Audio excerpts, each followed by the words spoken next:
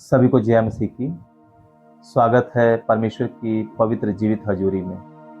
मैं परमेश्वर का धन्यवाद करता हूँ कि ये मौका मिला है कि हम वचन से कुछ हम सीखें और मनन करें। आइए हम देखेंगे एक आज में जो टॉपिक है, कैसे हम अपने भटकते हुए मन को हम कंट्रोल कर सकते हैं, कैसे अपने मन को हम प्रभु में स्थिर रख सकते हैं।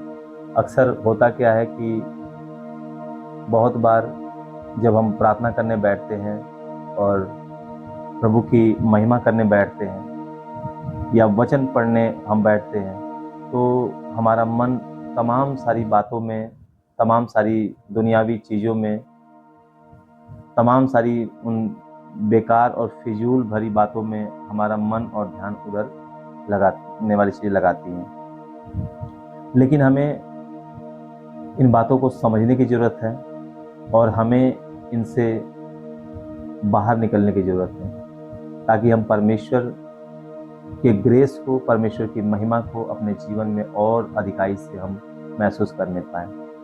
हालेलुया। जिस प्रकार वचन में लिखा है भजन संहिता 147 उसकी 3 में कि वह टूटे हुए मन वालों को चंगा करता और उनके घावों पर पट्टी बांधता है। हालेलुया। भजन संहिता की पुस्तक उसका 147 उसकी 3 में लिखा हुआ है प्रभु के वचन में कि वह टूटे मन वालों को चंगा करता है। हालेलुया। चंगाई केवल शरीर तक ही नहीं सीमित रहती मेरे प्रियो। चंगाई केवल एक शरीर में, अगर कोई बीमार हो, संसार में लोग बीमार में, समस्याओं में हैं और भी तमाम प्रकार की बीमारियों में है, समस्याओं में है।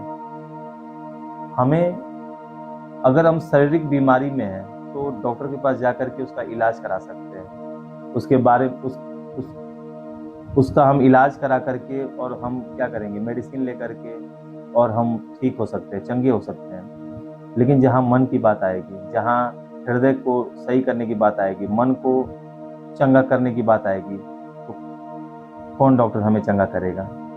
हालेलुया। जो डॉक्टरों का डॉक्टर है, जो वैद्यों का वैद्य है, जो हकीमों का हकीम है, वो यीशु नासरी, वो प्रभु यीशु मसीह हमें चंगाई देंगे। हालेलुया। इसलिए साफ लिखा हुआ है वचन में, भजन संहिता 147 उसकी 3 में कि वह टूटे मन वालों को चंगा करता है। हालेलुया। और उनके शोक पर, उनके घावों पर पट्टी बांधता है। तो प्रभु की हजूरी में जब हम बैठते हैं, जब हम प्रभु से सहायता मांगते हैं, तो वो हमारे मन को भी क्या करता है, चंगा करता है। इसलिए जब कभी हमारा मन भटकता है तो इन बातों का हमें ध्यान रखना है और हमें इनसे बचने के लिए हमें प्रभु के वचन पे ध्यान रखना है। हालेलुया। भजन संहिता की पुस्तक में भजनकार इस प्रकार कहता है, भजन संहिता 119 उसके 11 में कि मैंने तेरे वचन को अपने हृदय में बसा के रखा है कि मैं तेरे विरुद्ध कोई पाप ना कर सकूं। हालेलुया।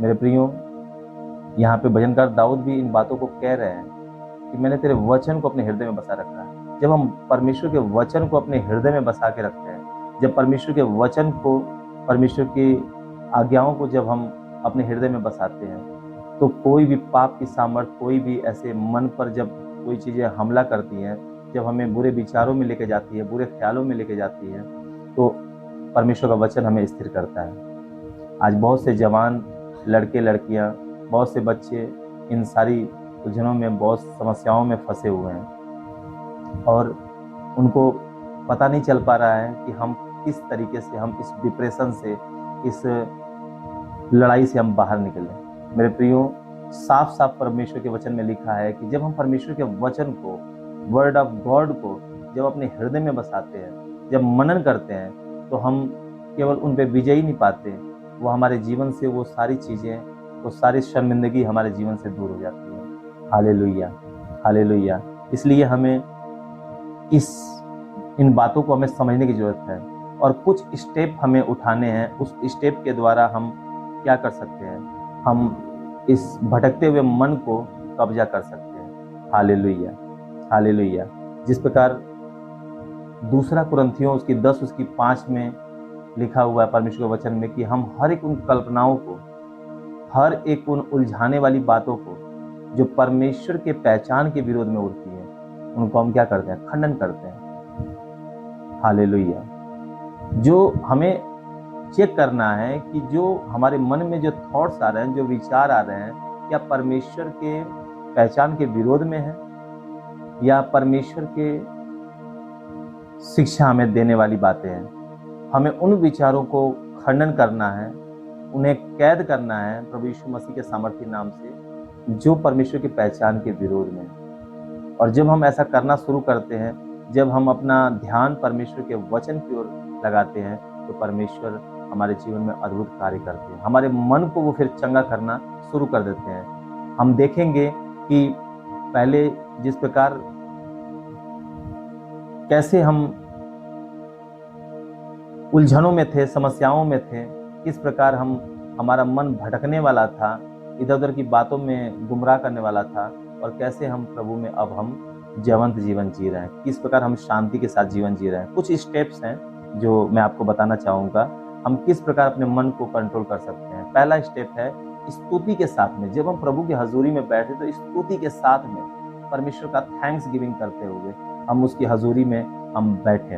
और दूसरा, वचन पढ़ करके अपने मन को उस पर लगाना है। दूसरे पॉइंट्स में हमें क्या करना है? वचन पढ़ करके और उसको अपने मन को हमें उस वचन के ऊपर कंट्रोल करना है और हमें ध्यान करना उसी वचन को, ताकि हमारा और बाकी जो इधर उधर की बातों में जो मन भटक रहा है, हमारा मन उसमें ना भटकने पाए। हालेलुया। तीसरा पॉइंट है, जब मन भटके तो वापस अपने मन के वचन की ओर ले आए। वापस अपने मन को वचन की ओर हमें खींचना है, ताकि हम अपने मन को हम केंद्रित कर सके परमेश्वर के वचन पर, ताकि हम उन सब दुष्ट के हमलों से और जो हमारे आसपास में मनों के ऊपर यदि कोई भी ऐसी बुरी बातें आ रही हैं, तो हम उन पर विजय पा सकें। पवित्र आत्मा से हम सहायता मांगे। पवित्र आत्मा से जब हम सहायता मांगेंगे कि पवित्र आत्मा मुझे सहायता कीजिए, मेरी सहायता कीजिए, और मैं हर एक उन बुरी कल्पनाओं से, बुरे विचारों से, सोच से, और सोचने मन में बुरे विचार ख्याल आने वाली उन सारी चीज़ों से हमें दूर करें, तो पवित्र आत्मा हमारी सहायता करते हैं। Hallelujah, hallelujah. तो इस प्रकार हम अपने मन को परमेश्वर की ओर ले आ सकते हैं और हम आशीषित हो सकते हैं। Hallelujah, hallelujah. मैं चाहता हूं कि मैं सबके लिए मैं प्रार्थना करूं। आइए आंखों को बंद करेंगे, सिरों को झुकाएंगे और हम प्रार्थना करेंगे। हे स्वर्गीय पिता परमेश्वर, मैं प्रभु यीशु मसीह के नाम से मैं थैंक्स करता हूं प्रभु जी, कि प्रभु आपने वचन के द्वारा हमें स्थिर किया है पिता।